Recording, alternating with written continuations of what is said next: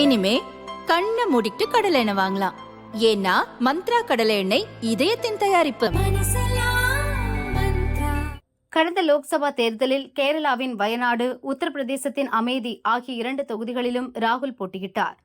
அமேதியை பாஜகவின் ஸ்மிருதி இராணியிடம் பறிகொடுத்தார். ஆனால் வயநாடு அவரை கைவிடவில்லை. அங்கு வெற்றி பெற்றார். இம்முறையும் வயநாடு தொகுதியில் ராகுல் போட்டியிட்டார். தேர்தலும் முடிந்தது. அவரை எதிர்த்து நின்ற கம்யூனிஸ்ட் வேட்பாளர் ஆனி ராஜாவின் கை ஓங்கியிருப்பதாக தகவல் வெளியாவதால் ராகுலின் வெற்றி சந்தேகத்தை ஏற்படுத்தியுள்ளது. எனவே தனது குடும்பத்தினர் அதிக முறை வென்ற உத்தரப்பிரதேசத்தின் ரேபரேலி தொகுதியிலும் ராகுல் களமிறங்கியுள்ளார். கடைசி நாளான இன்று வேட்புமனு தாக்கல் செய்தார்.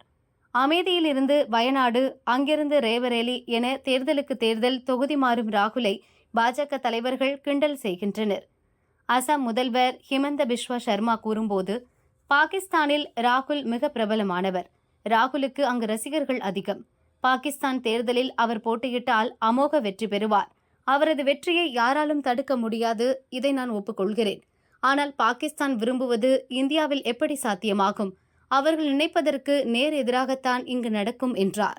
पाकिस्तान में राहुल गांधी बहुत ज्यादा पॉपुलर है और पाकिस्तान में अगर चुनाव होता है और राहुल गांधी चुनाव में खड़ा होता है तो राहुल गांधी बहुत ज्यादा वोट से जीतेगा, इसमें कोई डाउट नहीं है. हम उसमें हाथ उठा लेता हूं कि पाकिस्तान में हम राहुल गांधी को नहीं सकूंगा और पाकिस्तान में राहुल गांधी जरूर चुनाव जीतेगा. इंडिया में क्या होगा उनका? देखिए, वो तो पाकिस्तान जो भी चाहे वो कैसे हो सकता है.